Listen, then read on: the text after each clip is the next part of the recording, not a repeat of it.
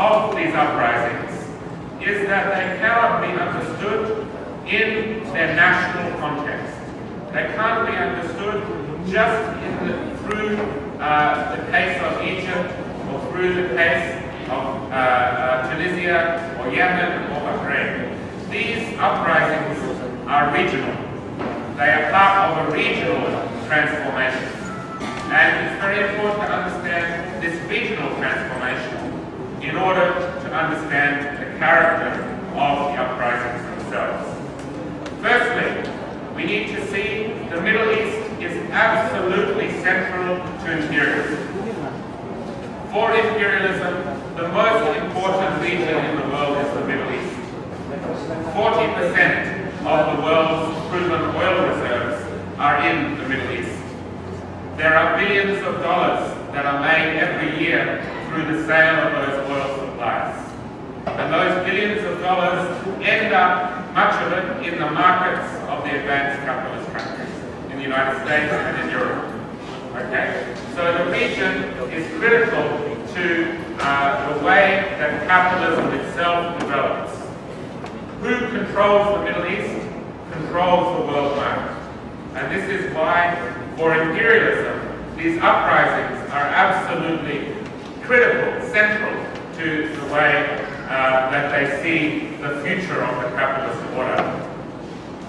And it means also that any uprisings against these dictators are also anti-imperialist. They must inevitably confront the question of imperialism and this regional order itself. After World War II, the United States became the dominant power in the Middle East. After World War II, the United States built a very close relationship with the monarchies in the oil-rich region of the Gulf.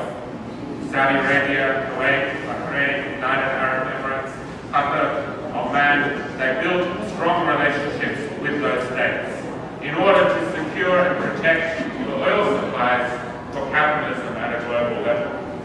At the same time, imperialism, at the forefront of which was the United States, put in place dictators such as Mubarak, such as Ben Ali, and King Abdullah, at that time King Hussein of Jordan, to protect their interests in the region. And thirdly, they relied on the State of Israel. Okay, the State of Israel being a central launching pad for imperialist intervention in the Middle East. So these three, if you like, pillars of imperialist rule in the area.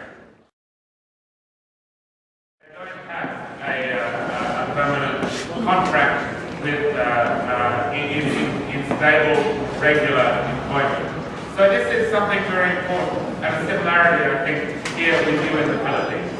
A very large informal sector of urban poor in the large urban areas like Cairo. And this wasn't just true for Egypt, it was true across the Arab world.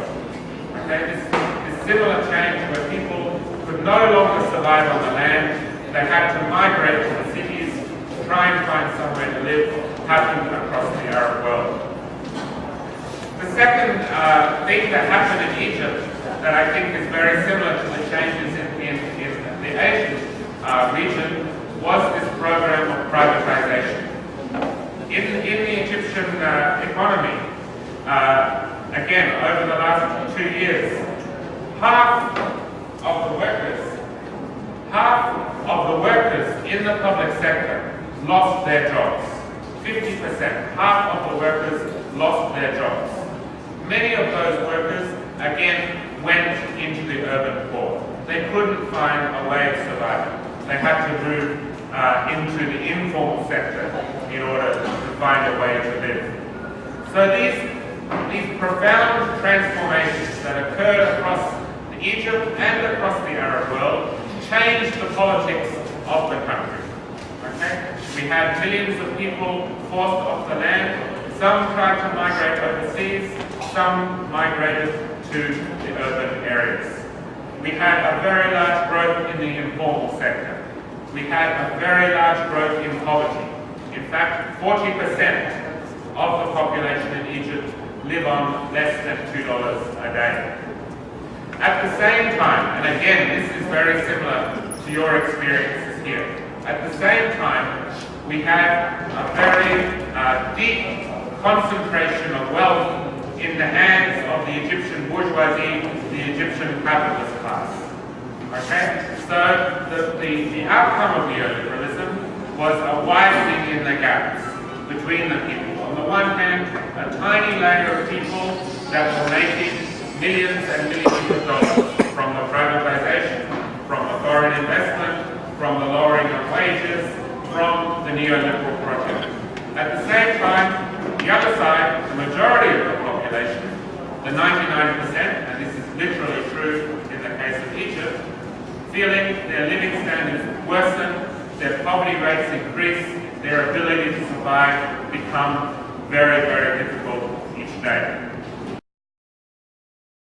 The struggle against the dictators in the region is also a struggle against imperialism. And it must also, therefore, take up the question of Israel and the question of the Gulf and the oil monarchies in the region.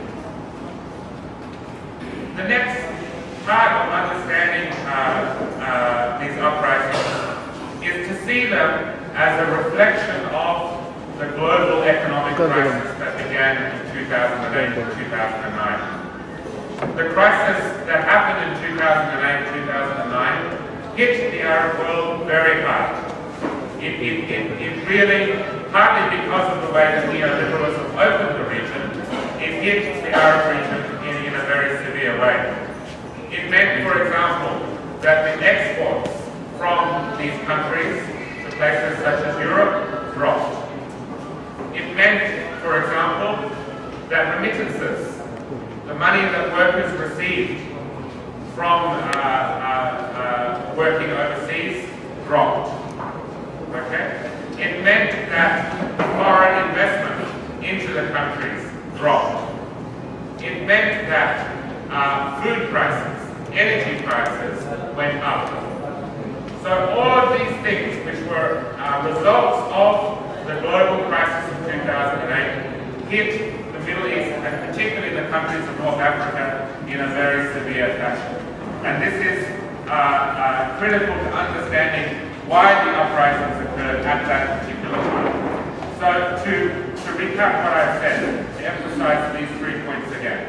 The first thing is the uprisings are not just a question of the dictator and the repressive rule. It's also a question of economic neoliberal transformation, the economic changes in these countries. Secondly, these uprisings are not just a national question. They confront imperialism, they confront the way that imperialism, particularly US imperialism, has built its power in the Middle East. And thirdly, they reflect the global crisis that began in 2008-2009. These three features, the political and economic, the regional, and the global crisis, are central to understanding why these uprisings occurred and the nature and importance of these uprisings.